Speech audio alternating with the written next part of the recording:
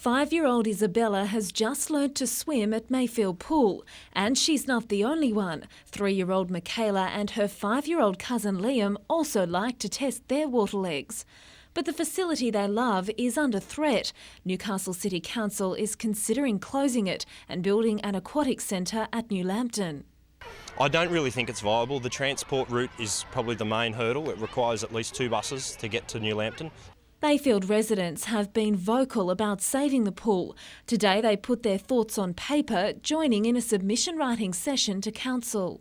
Many people won't have any idea what to write on a submission to Council. They've never addressed Council before, so we're here to help facilitate their transmission of ideas. But perhaps it's this message from the kids themselves that will be most emphatic. They should make Mayfield Pool stay. Christy Carter, NBN News.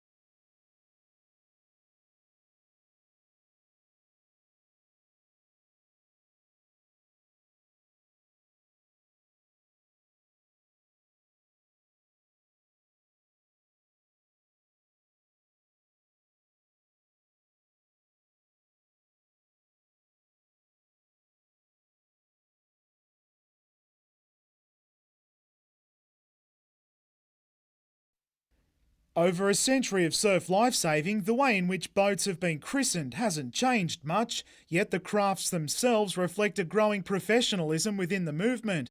Ringers too. Named after Dixon Park President Dave Ringland, it's the first model of a new design and a landmark moment 2 years in the making for its Sydney boat builder. We've got more rounded V in the bow and we've got a flatter bum. It supersedes the pointier, older style stern to minimise drag and is Dixon Park's first new boat in 15 years. The older boat we've got is a climber. It's a bit narrower in the nose and tends to sort of drive through a wave, whereas this one has a fatter nose and seems to lift over the waves a bit better.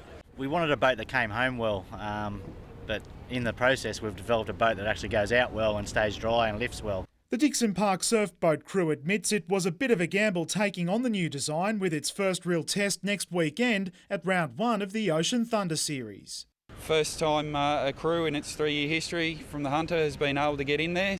We've been able to get the branch team using old equipment and the old boat, and this should just give us that little bit of an advantage.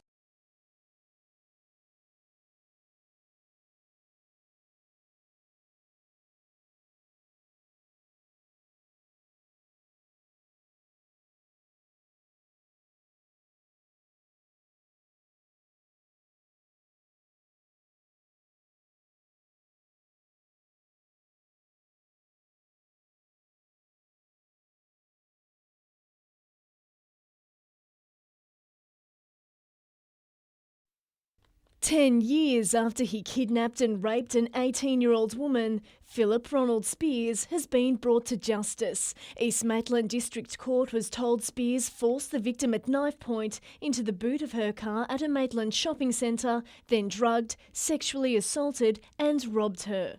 Judge Peter Berman found there was no reasonable explanation for his behaviour, dismissing Spears' claim his actions were the result of a spider bite. He concluded the victim suffered significant physical and emotional injuries during the incident, saying it is difficult to imagine how she would have felt being bound and locked in the boot of her car, knowing once the car stopped, she would be raped. In sentencing the offender, Judge Peter Berman said he believes Spears committed the crime simply because he wanted to have sex. that the rape and kidnapping were well planned and that Spears took several measures to avoid getting caught. Police finally able to declare the case solved. It's been a long investigation with a lot of people involved in that investigation, and in particular it's good to see the matter come to a close for the victim in this matter. Madeline Bond, NBN News.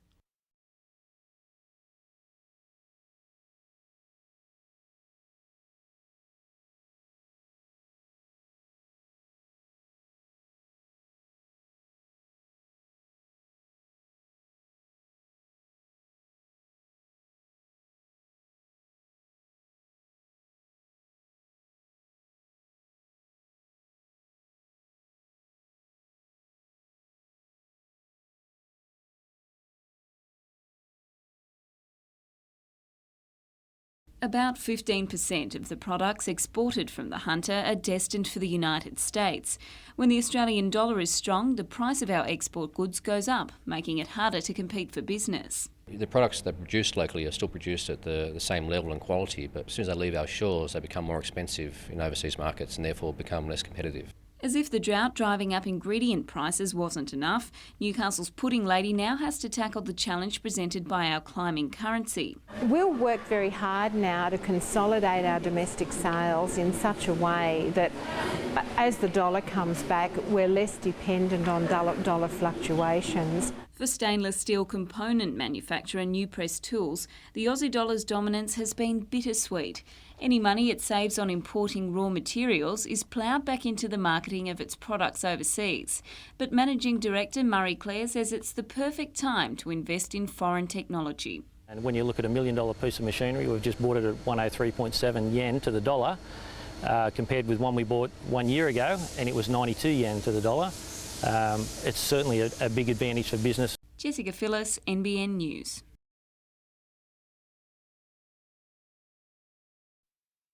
Just like the 1989 earthquake sparked the renaissance of Beaumont Street at Hamilton, it seems the June storms could lead to a revival at Cardiff. Almost 5 months after floodwaters submerged the suburb, life is returning to the local shopping strip, with business people working hard to rebuild. And so those people are really feeding themselves out of their own pocket and not trading at the same time. Some people had insurance worries. A couple of them were thinking of not going back, but they did, and they're really happy. Today's Community Shopping Day not only gave traders a shot in the arm, it revealed signs of renewal. So there's a complete renovation going on at Cardiff Pharmacy and a new image, and we hope to get going before Christmas, and it'll be something special. And it'll all tie in with the proposed new development, the Woolworths and other specialty shops that are coming into Cardiff. A community meeting will be held next month to discuss Woolworths' plans for its $15 million shopping centre. Back to Cardiff week it is, yippee! Paul Lobb, NBN News.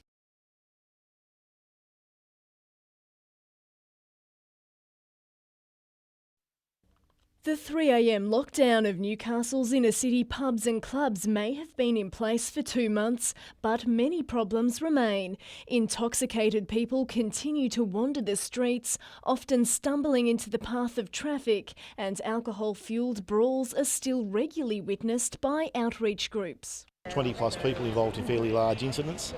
It hasn't got any better before 3 o'clock. After 3 o'clock it definitely has. But the city's biggest problem seems to be getting out of it, with taxis few and far between. Sometimes you'll be waiting there for an hour or so, which is even worse. And there's no buses either, not where I'm going. With more late-night buses operating as of this weekend, that's expected to change, but taxi drivers say there's just too many people for cabs to pick up. They are out there working, and we are doing the best that we can. Police say it's too early to tell what, if any, impact the lockout is having on alcohol-related crime and antisocial behaviour. It'll probably be towards the end of January that we'll be able to get a good insight into how the restricted entry policy has affected these types of crime categories. Madeline Bond, NBN News.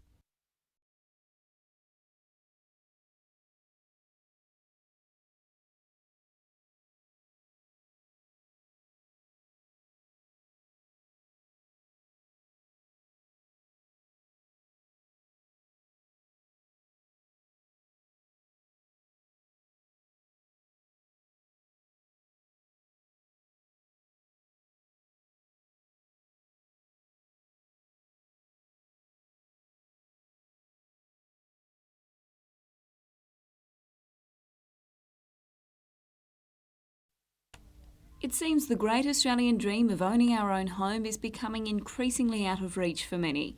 According to Vader Advantage, the number of registered credit defaults, that is someone who misses a payment on a loan, has risen dramatically in the past financial year. We've got a debt divide in Australia, with Australians in regional areas doing much worse than their counterparts in the cities, and households living in mortgage-belt suburbs also doing badly. Regional New South Wales has been hardest hit, with 60% more defaults in the 06 to 07 financial year than the prior corresponding period. That's well above the 35.5% national average. For those in the bush, they're doing it pretty tough right now. It's a pretty significant difference with people in capital cities. And I think they're finding it hard to make ends meet. Across the Hunter region, the Shortland electorate saw the biggest increase.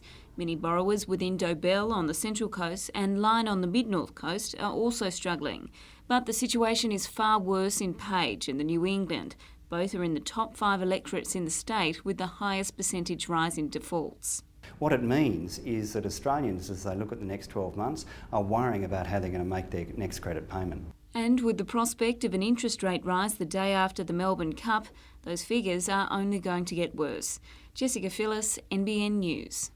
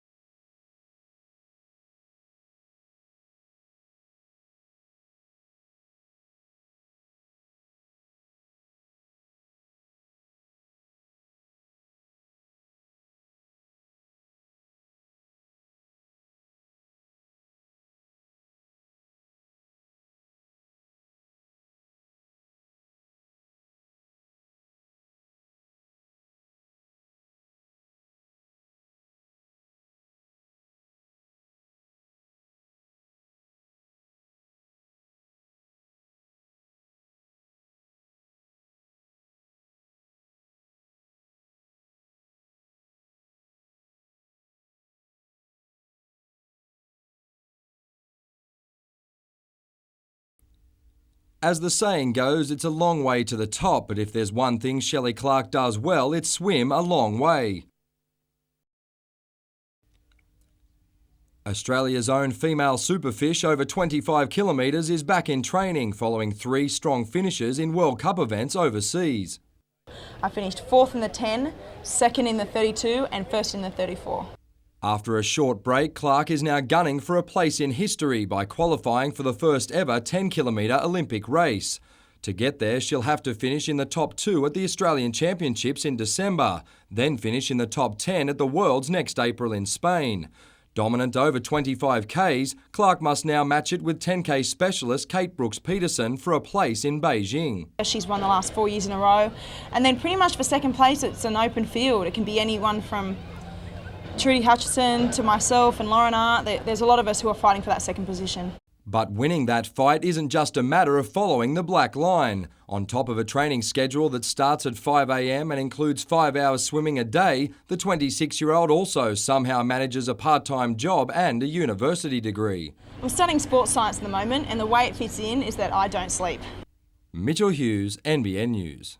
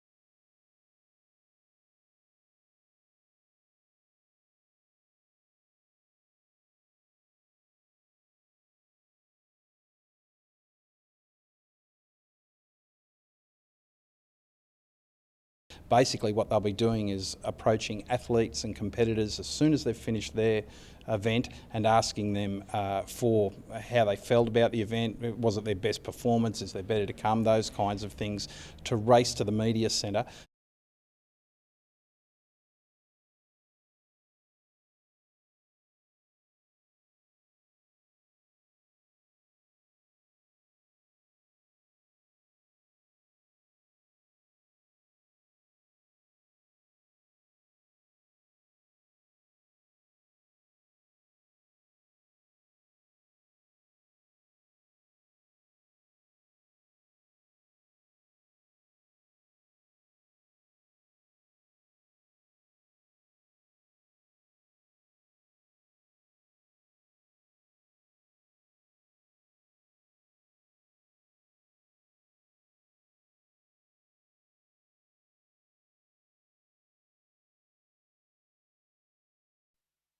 This mob of roos was caught on camera near Maitland recently and is typical of increasing numbers which are roaming the Hunter Valley.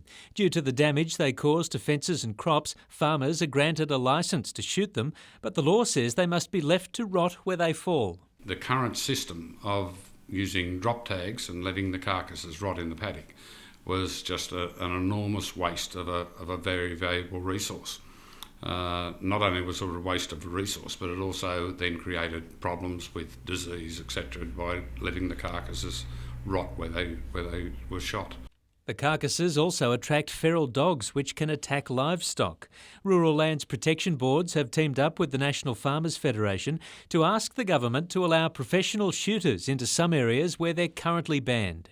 The kangaroos will be culled far more humanely than what they are at presently by amateur shooters, and the product will be able to be used for both human and pet food consumption. A decision should be known next year after a survey of the kangaroo population is carried out.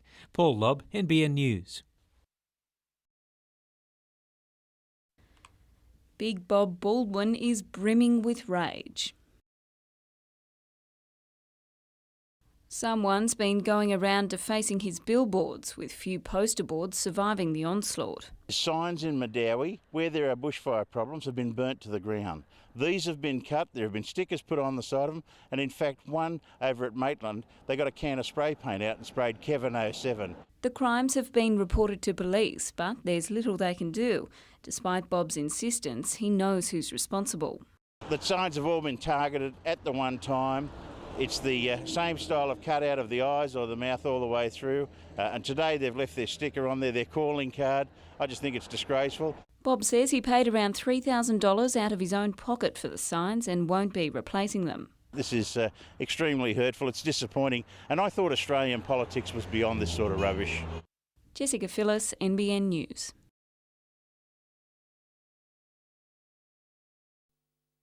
The NRMA says a survey of 2,500 voters in the Paterson electorate found that most thought they were being let down by governments when it comes to the condition of local roads.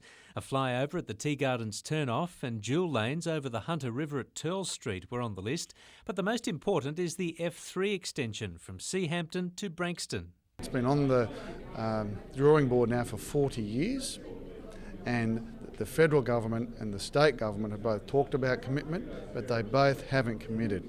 About 300 of the Hunters' 130,000 NRMA members attended the AGM at West Leagues Club today. Board member Kyle Loades says taxpayers simply want some of their money put to good use. The NRMA members don't find a distinction between local, state and federally owned roads. They don't care. They just want politicians of all levels to step up and work together and invest in those roads sooner than later to make our Hunter roads safer. Celebrity board members Dawn Fraser and Jeff Tuvey have helped oversee the turnaround of the organisation, which has gone from losing $1 million a week 4 years ago to today having a $58 million surplus and a diverse range of investments. Paul Lobb, NBN News.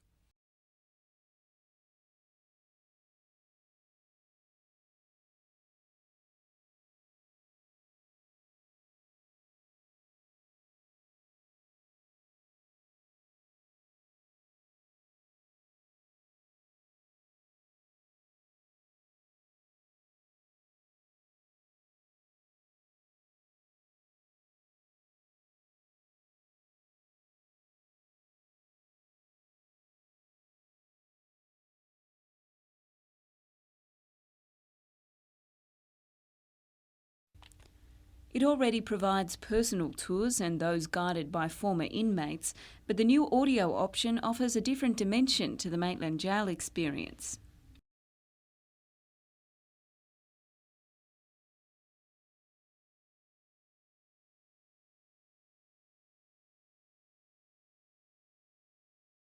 The technology certainly isn't new, but it does allow visitors to operate at their own pace. It's a narrated tour which also includes items from ex-inmates, from ex-warders, other psychologists and workers from the jail, so that you get a complete picture of what it was really like inside Maitland Jail. There are personal anecdotes,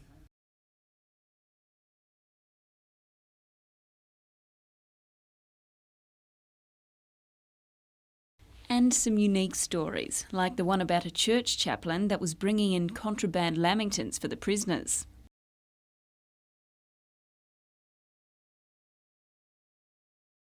The jail says the cost of the technology prevented it from being introduced any earlier. Jessica Phyllis, NBN News.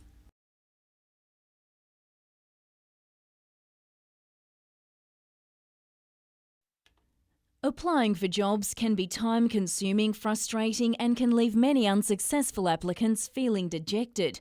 But today, 1,000 job hunters put those issues aside during a special event making the whole process much easier.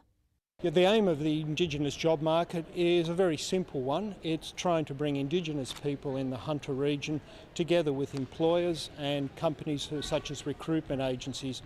The Indigenous unemployment rate has fallen from 30% in 1994 to 13% this year. And while that's still substantially higher than the rate of 4% for non-Indigenous people, there are plenty of passionate and enthusiastic people tackling the challenge. Too many Indigenous people are out there unemployed, so again this is one of those things where I feel I could get involved and help, and I believe that we'll achieve some great outcomes today. A popular area was the Job Vacancy Board, with hundreds of positions from the public and private sector on offer. 50 companies, tertiary institutions and recruiters set up exhibits showcasing their jobs and courses linking employers with job seekers. Part of it is not knowing where the connections are. It's trying to make those connections, build those relationships and networks. And that's really what today is about. Jane Goldsmith, NBN News.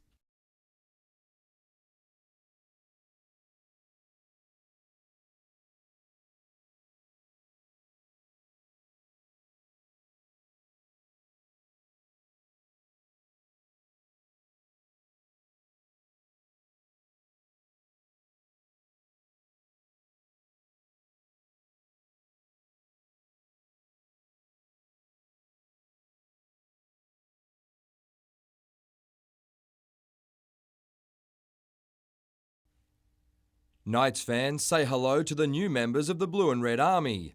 Unlike previous seasons where player turnover at the club was minimal, Newcastle today welcomed 6 of 8 new players. I think it will help the team bond a little bit, like we'll have to get to know each other pretty quickly.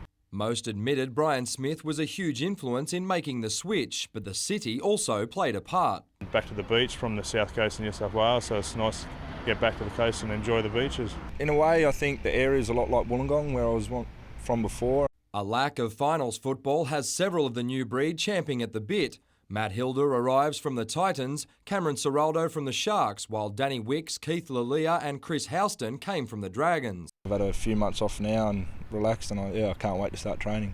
Having just completed a teaching degree, 22-year-old Houston says he's looking forward to learning from premiership-winning forward Ben Cross.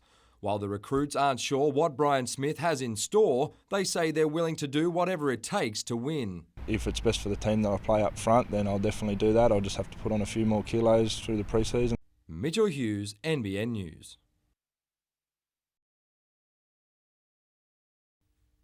Coming off a massive victory over Melbourne, the Jets are riding high, but Sydney can never be taken lightly, especially with former Newcastle mentor John Kosmina at the helm and form on the visitors' side. You have a look at their front third with the likes of Bridges, Corica, Juninho and Brosk. And Broski's a leading goal scorer right at this moment. I mean, they're a threat to anyone right at this stage. The Jets' defence will be stretched, but Van Egmond says he has options despite the suspension of Matt Thompson. Steve Eagleton and Stephen Labert will both be considered if they prove their fitness. Jets players say they won't be intimidated. Yeah, we're fairly confident. I don't think any of the boys are really intimidated by any opponent. Noel Spencer will again start in place of Stuart Michalek. After having his appendix out, Michalek could be back for the clash with Perth next round. Apparently Andrew Johns played 7 days after he had his out, so there's a bit of a challenge for Stewie. Up front, the Mario Jardel experiment continues. The Brazilian has given himself the thumbs up after recovering from a back injury, and he'll once again be considered for selection. On a percentage, he's got as good a percentage as everyone else.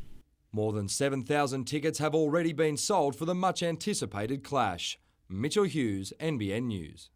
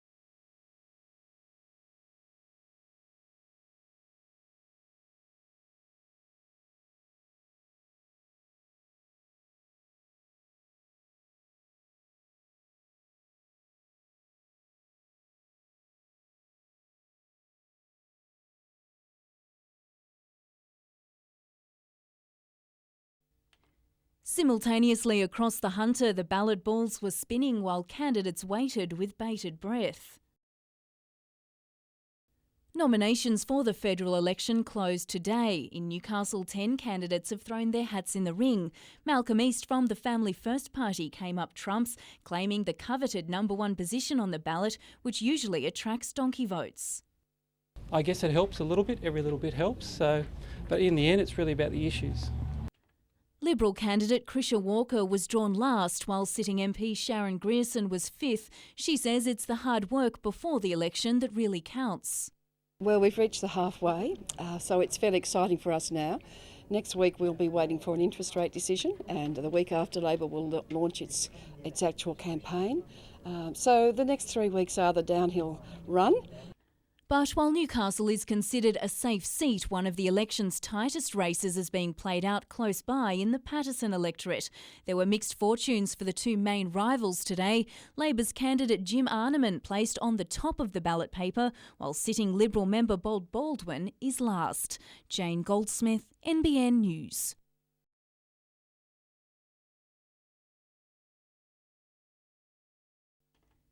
It's the latest piece in the honeysuckle jigsaw puzzle, a 2-storey retail and commercial building known as the Glass House. But Planning Minister Frank Sartor used today's opportunity to take aim at the local council after they failed to approve a 20-bed mental health facility at the James Fletcher Hospital 3 months ago because 2 existing buildings needed to be demolished. This is a really important public facility. I mean, what can be more important than mental health beds? What is wrong with some of these councillors? Hunter New England Area Health referred the matter to Mr Sartor. He says the proposal shouldn't be held up as the 2 buildings are not heritage listed. Be sensible. Stop being extreme. Stop coming up with whims about things. We have to be consistent. And it's not the only project being held up by heritage red tape in Newcastle. But with the Nobby's B&B, the Lord Mayor says the federal government is to blame. It's very frustrating. It's in the hands of the federal government through their heritage processes.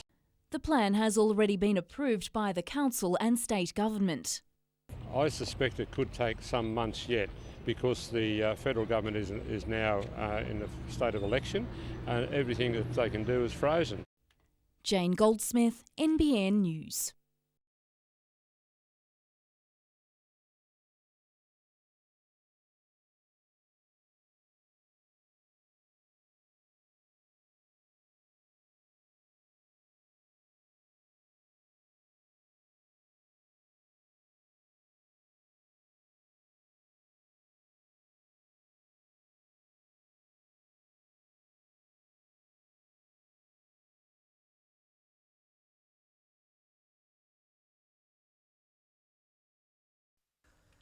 This is the dark current reality for our rescue helicopter pilots on night flights. But after more than a decade of lobbying aviation regulators to be allowed to use night vision goggles, the After Dark view is finally about to get much better. Senior pilot Mike De Winton now has the thumbs up from the Civil Aviation Safety Authority to provide training on the technology. I've just got my approval to instruct and to test on goggles, and Chief Pilot Peter Cook has actually started or completed his 5 hours of MVG training. That means when the service takes delivery of a long-awaited order of night vision goggles expected in December, that pilot training can commence immediately. It will improve safety because the pilot's reliance on the helicopter's high-powered spotlight and vehicle lights on the ground when landing will be greatly reduced during rescue missions. We're actually going to an area that hasn't been cleared, is not an approved landing site. So we're having to make judgment calls on wires, obstacles and hazards in the area using a night sun, and that doesn't necessarily give us complete clearance. If all goes to plan, night vision goggles will be standard pilot equipment by February. Gary Blair, NBN News.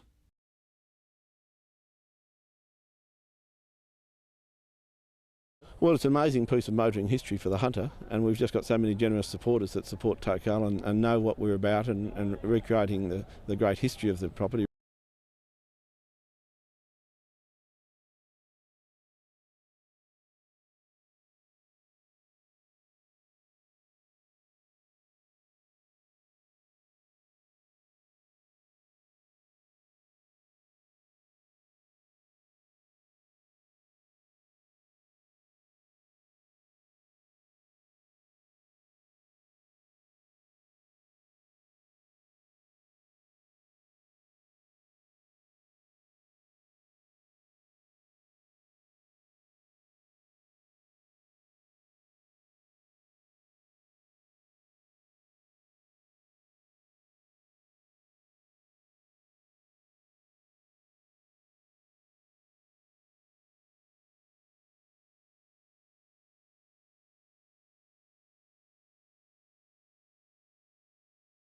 I think the market's not too concerned about inflation. We've been getting numbers recently that show that it's under control, despite the fact that oil prices have been high. We think the world is much more energy efficient than it's been in the past.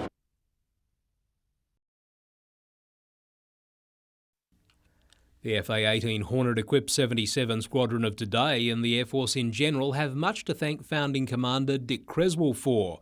Beside his combat sorties over Darwin during World War II and 144 missions during the Korean War, the three-term commanding officer of 77 Squadron revolutionised fighter pilot training at Williamtown in the 1950s, setting the foundations for the current era fighter combat instructors course.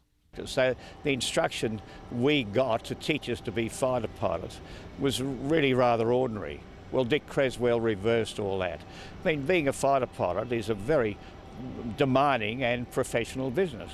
Today, present and past members of 77 Squadron joined with Dick's daughters Jo and Claudia to unveil the memorial to honour his career and contribution to the RAAF, especially during some of its toughest times.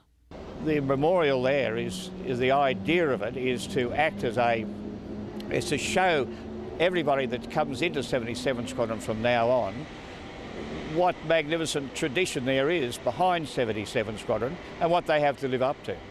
As the first anniversary of the death of the highly decorated military aviator approaches, his daughters say they continue to learn more about their late father's legendary status within the Air Force. Quietly humble, I suppose, about his achievements, and when we come out into the Air Force surroundings we realise just how much he did. And although we didn't have any contact with Dad when he was in the Air Force, my understanding is that his leadership was extraordinary, that he set up the fighter training. Gary Blair, NBN News.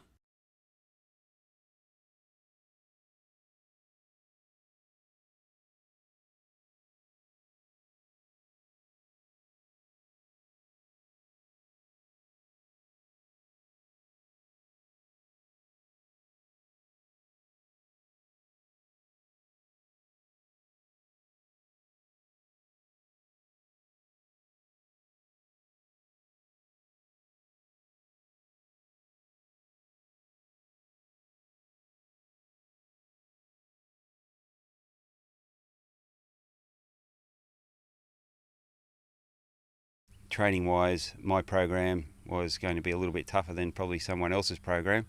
And I go long to short, and he wants to go short to long in his running, and he's not ready for that, and he wants to try something different, and yeah, I don't think it's going to work. Are you disappointed because you know how much promise he had? Oh yeah, I when he first come back, well, we had a good talk, and the challenge was there for me to get the best back out of him again, and yeah, I really felt I could have done it, but he had to commit to what I wanted to do, but obviously he can't do that. Would you have him back again? No, we've ended now. I said to him, I threw you one lifeline, I won't throw you another, so we'll end it here, and I just said all the best, you know. He felt a little bit apart from the rest of the squad, and I suppose he left and did the wrong thing 12 months ago, and now he's done it again. I think the squad's probably more happier that he has left.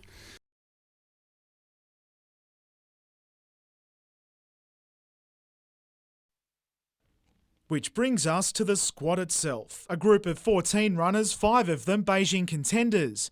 Pyrenees Steinert has not long arrived from Adelaide, but a stress fracture in her foot has prevented her running on the track she relocated to train on. I'm going for the individual spot, but you know, fortunately with the 400, being a 400 runner, there is the possibility of a relay. If you don't quite get to where you want to be, then you can fall back on the relay. Her boyfriend, Keith Sheehy, also made the move to the Fairweather stable to boost his Beijing chances. Even when working full-time in Adelaide, he still enjoyed results worthy of World Championship selection. So that's when I kind of realised that you know, if I made a full-time commitment to the sport, I might be able to get that extra sort of 10% to get me over the line. There are 2 spots in the 100 and 200 metre events, and guess who'll be among Keith's rivals for a place in the sprinting team? Ironically, it was Josh Ross's success under Fairweather that made the 24-year-old South Australian want to relocate. I ran against Josh a few times last year and sort of realised how good he really was. The Nationals will take place early next year. In the meantime, the team will look for a sponsor to help it fulfil a series of domestic and professional races. Adam McIlrick, NBN News.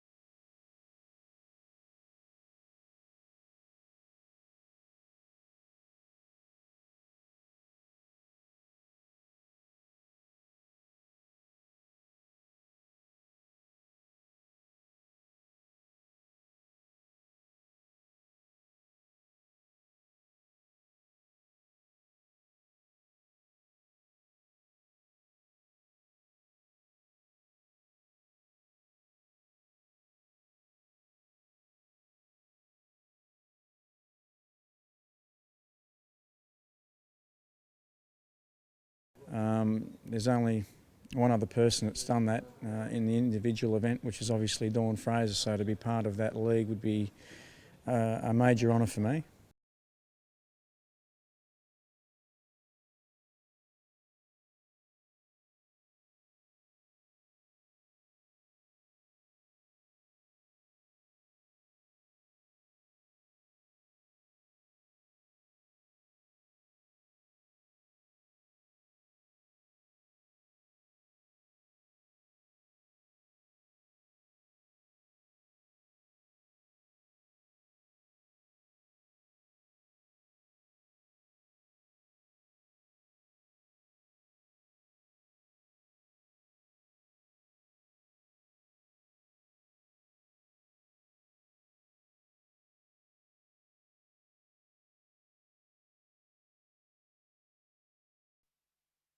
The message couldn't have been any clearer to the federal government 1 month out from an election. The government has so far failed to take action on this issue, and we really we need to get out on the water, out on the streets to demonstrate our seriousness that we need the government to take action against expanded coal exports. Protesters gathered by the hundreds at Horseshoe Beach this morning in preparation for what was a peaceful political statement. Ground rules were carefully outlined.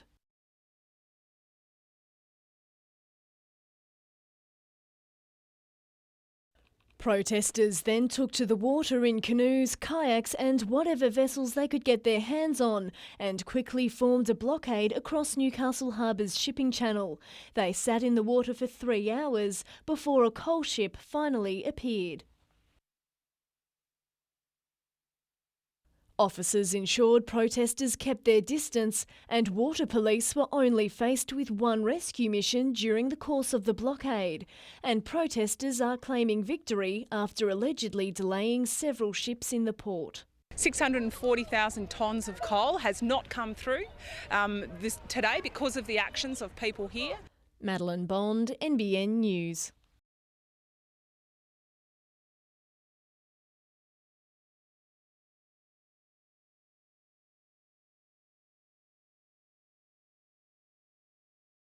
We've got over 50 beers that are available for tasting over the weekend. They come from all around the world.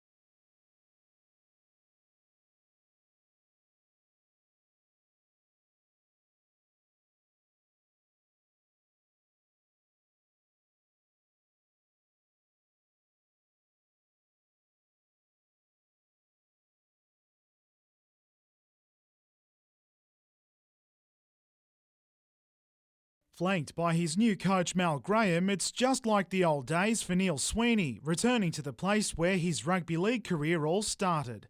A proven try scorer for Macquarie, he went on to produce that form on debut for the Knights, crossing twice and coming oh so close to what would have been a history-making third. Yeah, very sour, mate. Apparently it would have been the first time in 60 years or something that had happened, so yeah, I was down on myself a bit. From there, he went to the Cowboys. Now he's back with his young family and could once again play alongside fellow junior Daniel Abraham, who is said to be considering an offer to come back. Outstanding that we can get local juniors return to their senior club and play in front of all the people that have seen them grow up. Graham replaces Dan Quinn, who's moved to Wests. He'll remain in the mix for the country coaching job, but has relinquished the Newcastle representative role with his successors spoiled for choice. The likes of Daniel Abrahams, Neil Sweeney, Nathan Hinton at West, the signing of Milton Thaiday at Central Charlestown, the Newcastle rep squad will certainly challenge for that trophy again next year. The side has lost Warwick Colley though, with the country halfback leaving Nelson Bay, returning to his home club at Mudgee.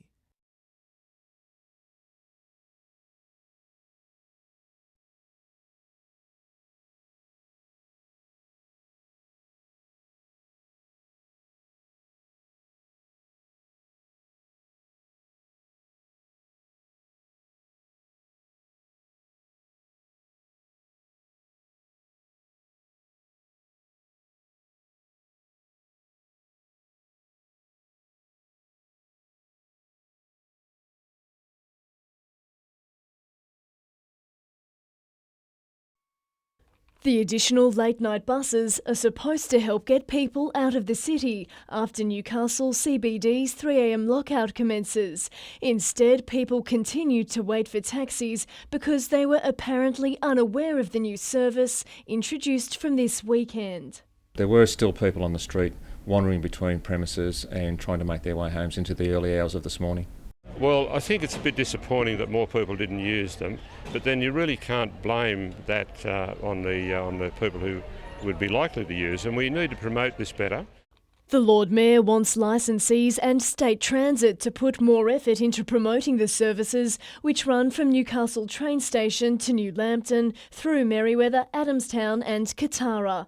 The state government has only committed to running the services for a 6-month trial period. We would encourage patrons to use it because simply if they don't use it, they'll lose it. Madeline Bond, NBN News.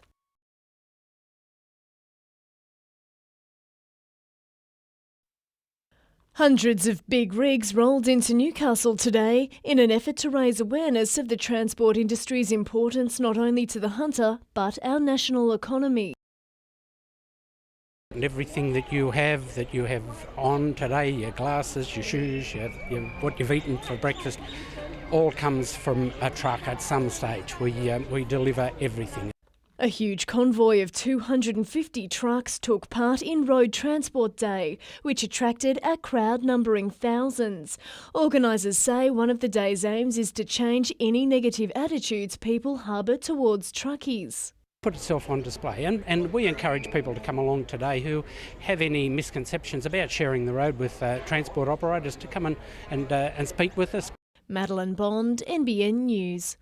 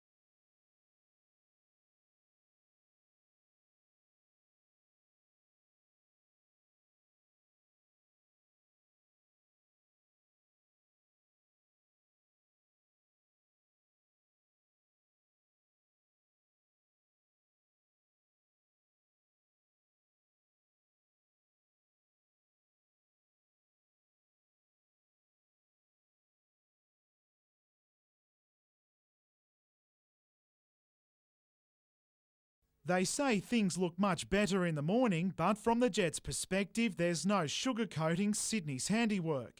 Newcastle's Tarek Elrich set the foundations for what could have been Danny's first A-League goal. It was on target until a suspect deflection. Everyone's talking about the handball in the box. There was a hand in the box, but in the end, Breezy didn't blow it, so we had to get on with the game. Words the Jets called upon again as the unpopular decisions continued. Another apparent handball had the hosts fuming and their supportive crowd cranky. He copped it a bit, but he's got a hard job in the middle of the park, and we just got to get on with it. Jets fans showed their darker sides though when cups and cans were thrown from the Eastern Grandstand as passion boiled over. The pressure showed from kick-off though, when Jets' chances through the pace of Troy Hearfield and precision of Mark Bridge just couldn't be finished off. It would take an import to break the stalemate, and fortunately for the visitors, it was one of theirs, as Englishman Michael Bridges showed his pedigree to score his first A-League goal. Newcastle's better chances to equalise came off the head, then foot of Mario Jardel. Adam DePuzzo went agonisingly close as well.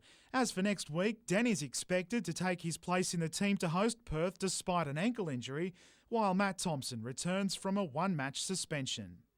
Increase our depth, and I think obviously we were a little light on last night, and that showed towards the end of the game, but hopefully with a bigger squad we'll do better.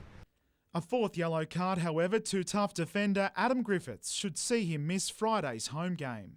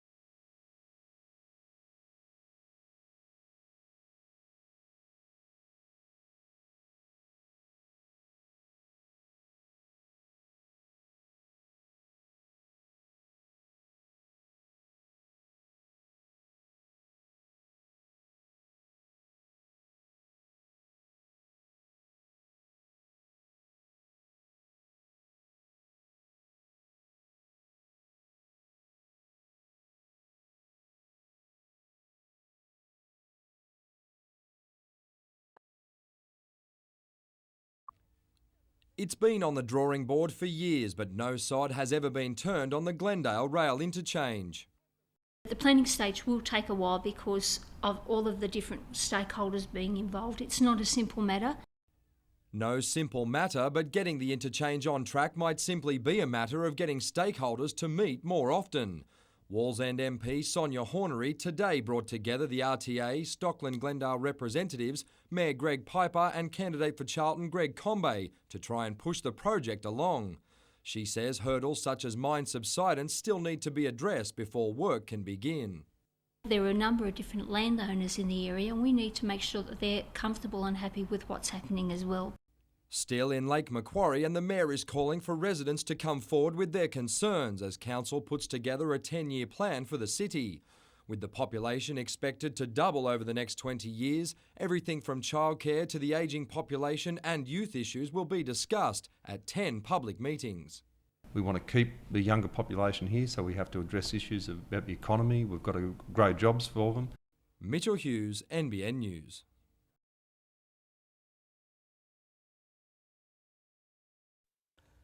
Built in the 1880s, the former Coote Sailors' Home is considered to be of historical significance, not that you'd know that given its current state. Although a consortium of Newcastle businessmen, including Hilton Grujon, are ready to restore its heritage aspects. Oh yes, there's some beautiful architecture here that's hidden at the moment that can be opened up again. The plan is to retain and restore the heritage structures on the site. Also, an 8-storey apartment block would rise from the heart of the complex of historic buildings. But Newcastle Council's Urban Design Group, a consultative committee that advises council staff and councillors, doesn't support the proposal. It's disappointing that the Newcastle Consultative Group weren't able to see the innovation that our heritage architect has been able to bring to this site. The consortium believes the only way to break the impasse and allow a development application to be lodged could be through state government intervention. It would be unfortunate to have to take it to the State Minister for planning, but if the council can't cope with it and can't handle something as innovative as what this project is, it would only have to go there. Gary Blair, NBN News.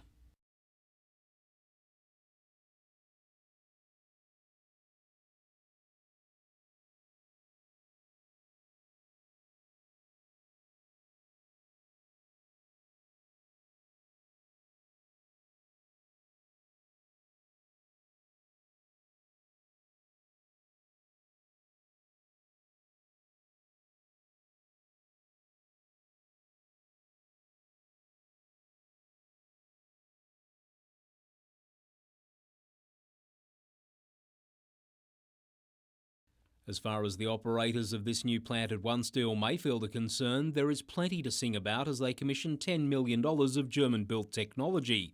It will allow the company to upgrade the manufacture of steel reinforcing bar to compete with imports. We had to add a lot of alloys in our steel-making process. This new facility allows us not to add alloys, but actually stretches the steel to achieve the mechanical properties to meet the Australian standard.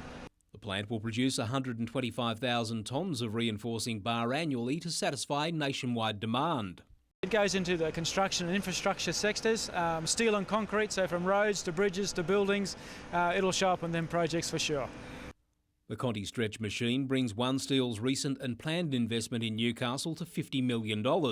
Even though the One Steel merger with Smorgon has already cost 230 jobs at the nearby pipe and tube factory, management says the decisions are being made for the long-term future. Not easy, but we've got to do the right thing in the long term for the employees that remain, and that means being competitive, investing, continuing to change. Gary Blair, NBN News.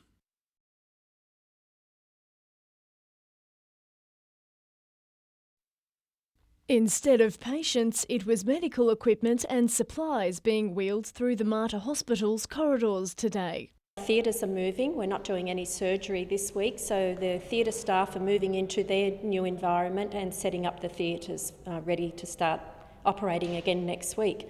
New intensive care, surgical and oncology wards, as well as operating theatres on the hospital's 4th and 5th floor, are finally complete after 5 years of planning and construction. Staff will begin working in the new wards from tomorrow, when the first of 170 patients are transferred. We're very excited that it's finally coming to fruition. And the new wards don't resemble your typical hospital, with bold colour schemes, modern signage and even rooftop landscaping. Patients are looking forward to the move almost as much as staff. I was hoping not to be, to tell the truth. I was hoping to be at home, but it'd be good to be able to be one of the first in there to try out the facilities. The hospital's complete refurbishment is expected to take another 2 years. Madeline Bond, NBN News.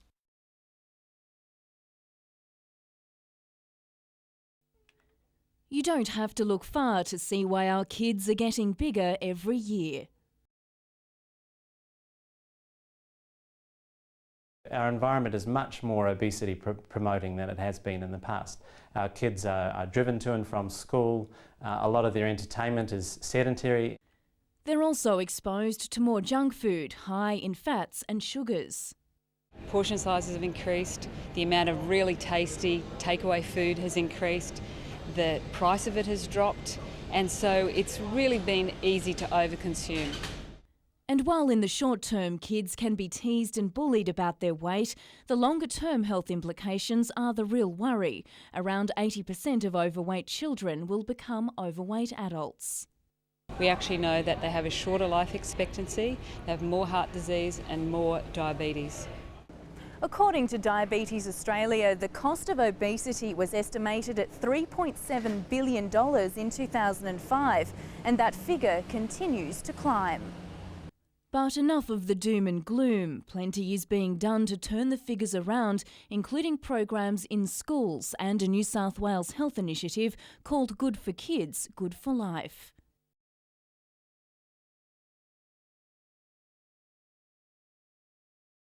One of the main messages for parents and their children is getting the energy input and output ratio right.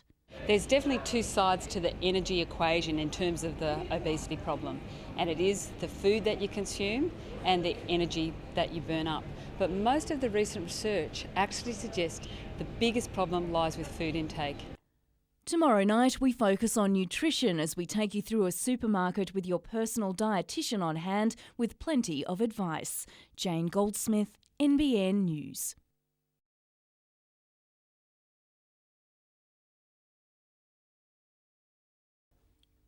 It used to grace the upper lips of sex symbols and sports stars, but in recent years the moustache or mo has been relegated to the realm of comedy. But thanks to Movember, the soup strainer is back. I think I look really good with the mo, extremely good looking in fact. Beginning in 2004, Movember raised around $55,000 for men's health issues, in particular prostate cancer and male depression. 3 years on and the mo has raised almost $9 million. While some of us are forced to stay clean-shaven for work, people taking part in Movember see it as a great excuse to indulge their facial hair fantasies for a very worthy cause. My dad died of bowel cancer, my grandfather died of prostate cancer, and being in the sort of health field, I wanted to promote men's health. And while some have trouble growing hair on their heads, it seems facial hair isn't a problem, at least for the men. Yeah, the wife wasn't real keen at all. She doesn't like it, but it's going to stay for the month anyway. It's for a good cause.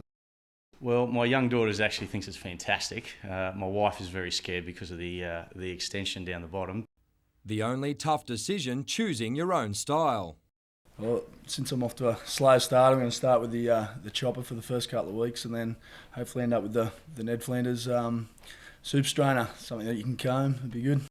Anyone interested in taking part should visit movember.com.au. Some of my friends who I hadn't seen for a while are going, what's going on, you know, he's lost the plot, and I explained about Movember and a few of them are going to get involved, so I mean it's not too late. Mitchell Hughes, NBN News.